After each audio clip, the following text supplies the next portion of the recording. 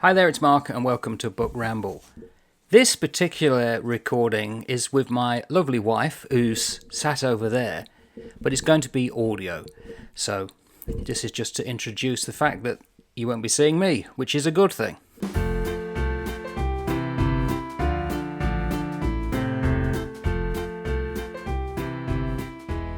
So welcome, Joe. Good day to you then, Mark. Mrs. Book Ramble, as I'm known. Yes, you are. And obviously your first appearance. Although it's not an appearance. It's the audio. Yeah, so you've asked me to speak about some books that I've read. So one of the books that I've read is Joe Bennett's Land of Two Halves, and it's the updated edition. So Joe Bennett is actually an English teacher who moved over to New Zealand in the 80s, and he decided to find out about New Zealand by hitchhiking around the country. So he wrote about his hitchhiking travels, and he's updated it recently, last year, because he actually missed out the top of the South Island. So I just thought I'd talk about that. So it's called Joe Bennett, A Land of Two Halves. Interesting parallels there, because we both came over as teachers. Yeah. And we've travelled nearly all of New Zealand, haven't we? Perhaps we should write about it. Yeah, it's a different one though, because obviously most of us travel by plane because New Zealand's quite large, or driving or on a coach or whatever. Boat, some people. This one though is hitchhiking, so he's getting to know the individuals. Large, because that always flummoxes people. We are very long and narrow. If you was to flip us over to the Northern Hemisphere, in Europe we would stretch from, I think, Paris all the way to North Africa. If it was the United States, it would be from Massachusetts all the way to northern Florida. It's quite a long distance. One of the passages that he writes about is actually talking about Te Anau, which is down in the south. He says, New Zealand looks small on the map, but here is a vastness as vast. It seems as vastness goes. Away to the south and west lie 1 billion acres, slight exaggeration, of fjordland, all deep hewn lakes and harsh ravines, glacier carved and empty of people. It is bushed, impenetrable and wet. James Cook dropped his anchor in Fiordland Inlet 230 years ago. If he returned today, he would recognise it. The trees would be the same height. So it gives you quite a lot of sort of factual information, but he also has got quite a good sense of humour. We know Te Anau, don't we? Because that's where you tend to stay if you're going to go to Milford Sound. Yeah, and he calls it the town of motels, because a lot of people stay there. Yes, it is. Sort of travelling through. So the book itself then was written in 2003, and it was written for a British audience because he'd been commissioned by his London publisher. So it sort of refers to things like the cash is not New Zealand dollars, it's pounds. So it's sort of relatable to the Brits. And he's sort of saying, you know, since his first trip over 20 years ago when he revisited places, it's changed. The country's changed because of the pandemic, social media. There was a mass shooting, Christchurch and things, and he actually lives near Christchurch. So he does talk about that. And he also talks about New Zealand character and identity. So he says that New Zealand's searching for identity. Oh. They're very clever. So talking about New Zealanders is quite clever. So they're able to split the atom. Rutherford, who split the atom. Yeah, obviously the first up Everest. Kiri Te Kanawa, obviously well-known opera singer. Well known for the movie making, builds boats for billionaires, but it's a land of contradictions because they want to be fairly humble, so people like to be a little bit humble, a little bit self-deprecating, play down their sort of honours. When he says a land of two halves, does he mean the two islands or is he talking about something else? Both, but it's metaphorical. Right.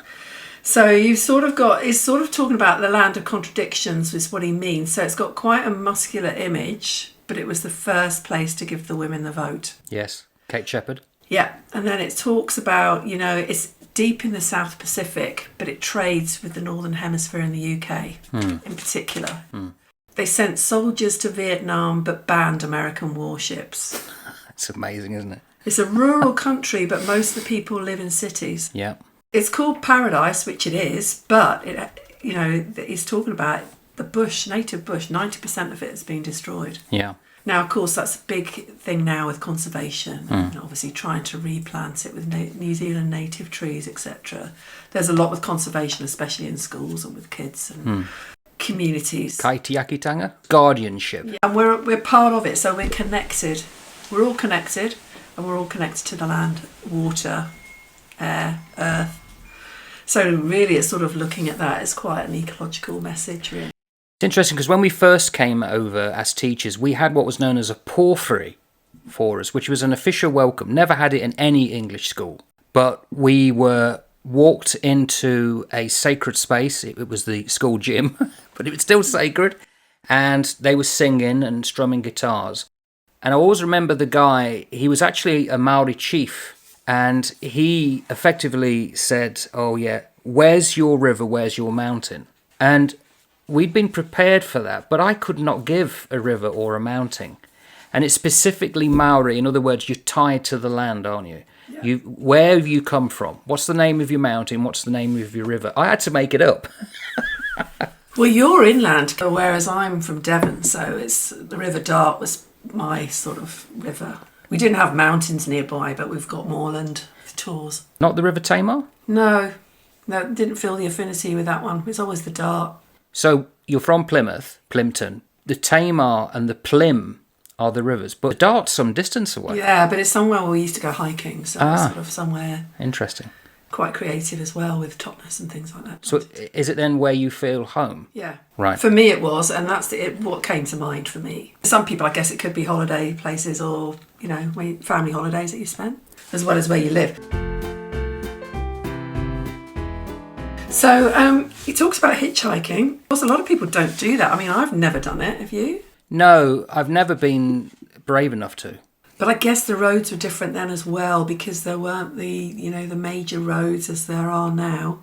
I'm thinking of England. It used to take us hours to get to my grandparents, which were 200 miles away. So what was it like in New Zealand? Small roads. Well, that's interesting because obviously he did get round.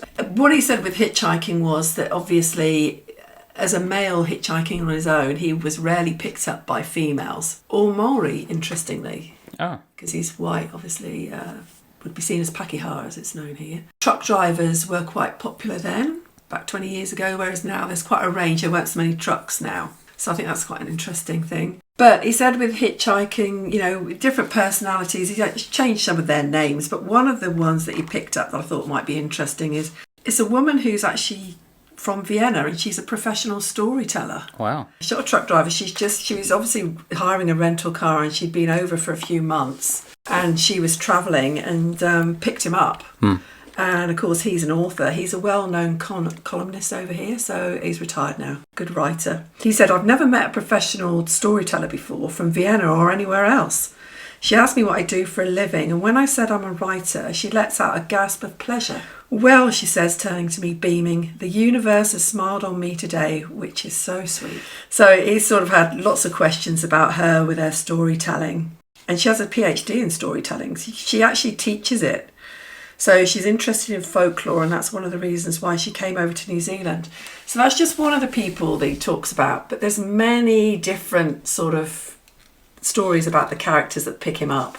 And they're quite entertaining, so as you can imagine. Yeah, I can see that. The one thing that I think I can't talk for you, but I've always found amazing with New Zealand is how welcoming generally people are. And they're very quirky. They're very eccentric. We often said in the UK, where are the eccentrics going? You still got them here, not as many as there used to be, I don't think, but they're definitely still there because of the isolation. Well, he talks about this ute driver from Halves. He's a bluff and affable ex-butcher whose name I never learn. His stories are bloke stories. The local term is yarns. Back blocks, New Zealand is a land of yarns. He tells me of fishing and drinking, of barbecuing oysters, of dancing naked under a waterfall, being photographed by a Japanese tour party, of breaking an ankle, and he points out to me, obviously, the landmarks that they're driving through, but I think that's just a typical sort of character that he sort of meets. So it's quite interesting. So he's not just commenting on the landscape around him, which he does in a lot of detail, but also the characters and personalities of New Zealand. So it's like a human landscape. Yes, yeah, very much so. I think it's a book, if you're interested in New Zealand or thinking of coming, I definitely think it's probably a good book for you to read. Lovely cover. Yeah, it's well drawn and actually pretty accurate of what the landscape's like. So we've got mountains sort of range in front of a pub. So he does sort of go to quite a few pubs, and of course you meet characters in pubs, and it does tell you a lot about the community. Some of it, of course, is a little bit like the States in some ways. When we went and drove around the States, and we saw quite a few small towns that were sort of run down. Yeah. And obviously with New Zealand, where you've got sort of commercial has left the area, sort of, and people have moved on. When we went to California, we drove to Sacramento, then over to Yosemite, didn't we? And we saw a lot of places there that were very isolated. Do you get the sense here that it's similar? Yeah, you do. I mean, some towns he sort of carries on. He gets dropped off, and there's literally like a pub and maybe a post office, and that's it.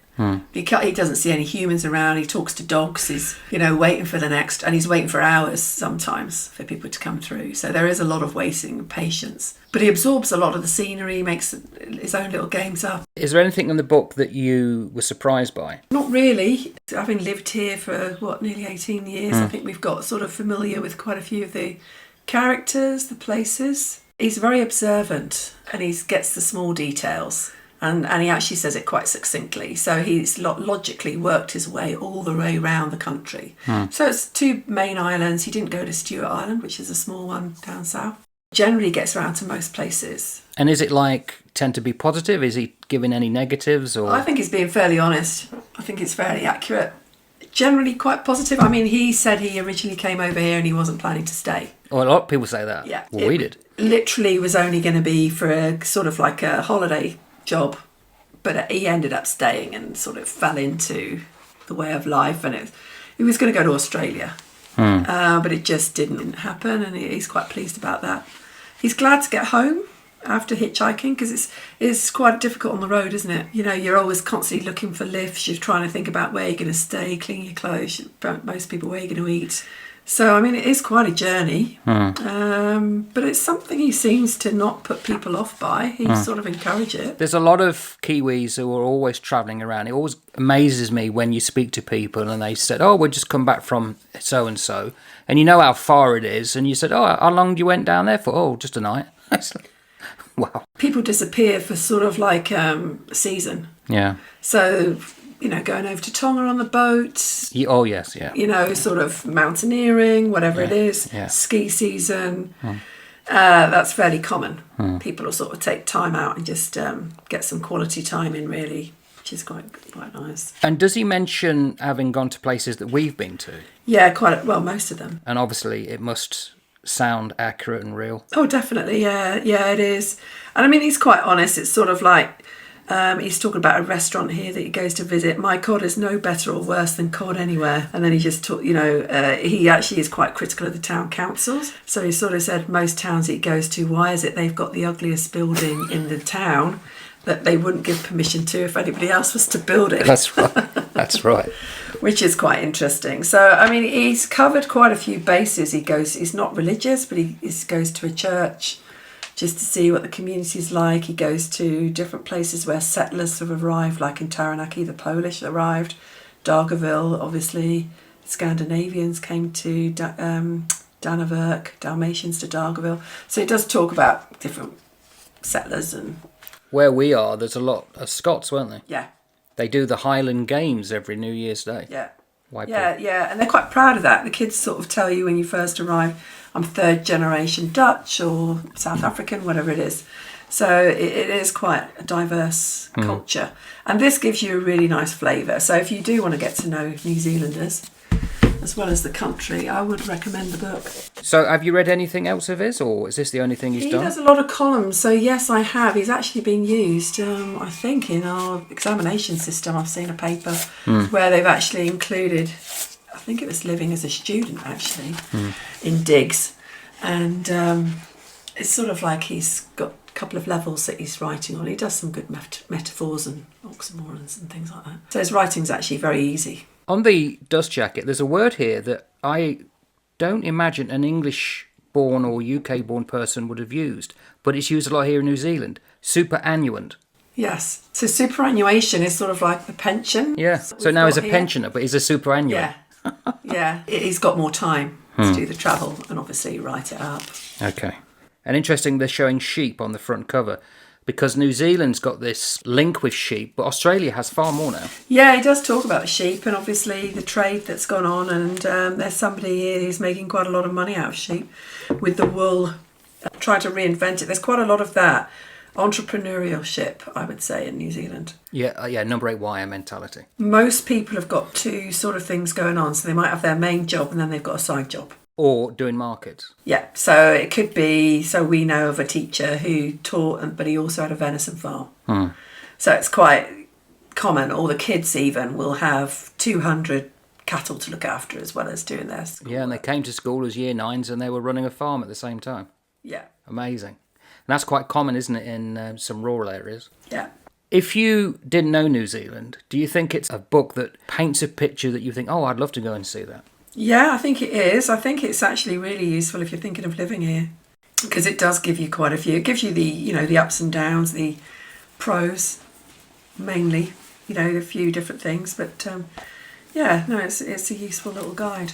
So, Joe Bennett, Land of Two Halves, updated edition, A Hitchhiking Tour of New Zealand. Cool. Well, thank you, Joe. Thanks so much. You've now broken your duck. That means you're going to have to do more episodes.